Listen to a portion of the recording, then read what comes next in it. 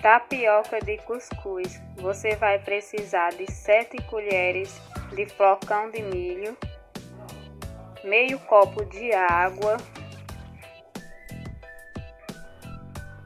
Vou deixar descansar por aproximadamente 5 minutos.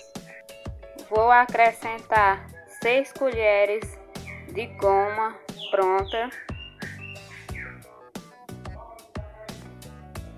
1 colher de chá de sal. Vou mexer bem.